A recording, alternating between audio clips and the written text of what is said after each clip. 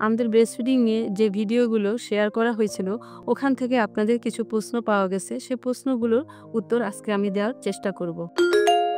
শিশুকে সঠিকভাবে বুকের দুধ খাওয়ানোর জন্য সঠিক পজিশন ও অ্যাটাচমেন্ট জানা জরুরি।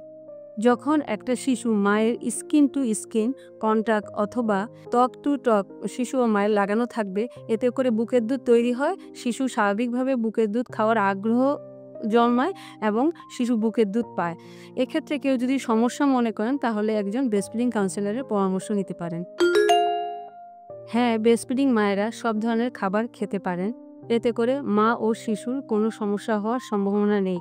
পরিবারের সামর্থ্য অনুযায়ী মাছ, মাংস, দুধ, ডিম, শাকসবজি ও ফলমূল ইত্যাদি খাবার খেতে পারবেন। একজন শিশু যত বেশি মায়ের বুকের দুধ খাবে, ওই মায়ের তত বেশি বুকের দুধ তৈরি হবে।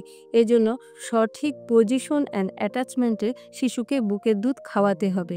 তাই শিশুকে বেশি বেশি করে বুকের দুধ দিতে হবে। এ সময়ে মায়ের পুষ্টি ও বিশ্রাম নিশ্চিত করতে হবে এবং মানসিক প্রশান্তি যেন হয় সেদিকে লক্ষ্য রাখতে হবে। তারপরও যদি একজন মনে করেন, তাহলে একজন ব্রেস্টফিডিং কাউন্সিলরের কাছে পরামর্শ নিতে পারেন। শিশুর ডায়রিয়া হলে মা সব ধরনের খাবার, মাছ, মাংস, দুধ, ডিম, শাক সবজি, ফলমূল ইত্যাদি সব খেতে পারবেন। এতে মা ও শিশুর কোনো সমস্যা হওয়ার সম্ভাবনা নেই। বিশ্ব স্বাস্থ্য সংস্থা অনুযায়ী ৬ মাস পর্যন্ত শিশুর জন্য শুধুমাত্র বুকের দুধই যথেষ্ট।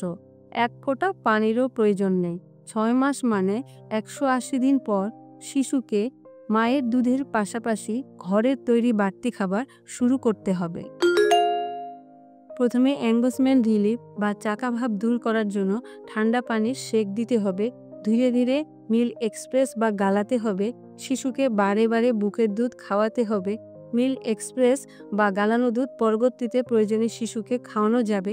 এরপরেও যদি বেশি জমে যায়, তাহলে একজন ব্রেস্টফিডিং কাউন্সিলরের পরামর্শ নিতে হবে। হ্যাঁ, মায়ের ঠান্ডা লাগলেও শিশুকে বুকের দুধ খাওয়ানো যাবে। এক্ষেত্রে বুকের দুধ খাওয়ানোর আগে মায়ের মুখে মাস্ক পরা ও ভালো করে হাত ধুয়ে নেওয়া জরুরি। দুঃখজনকভাবে বিডিএইচএস এর জরিপ অনুযায়ী বাংলাদেশে ব্রেস্টফিডিংয়ের হার কমে যাচ্ছে। আইসিডিআরবি এই হার বাড়ানোর জন্য কাজ করে যাচ্ছে। ঢাকার মহাখালীতে অবস্থিত আইসিডিডিআরবি ঢাকা হাসপাতাল, যা কলেরা হাসপাতাল নামে পরিচিত, এখানে এসে ব্রেস্টফিডিং কর্নারে আপনার সমস্যাটি জানিয়ে বিনামূল্যে সেবা নিতে পারে।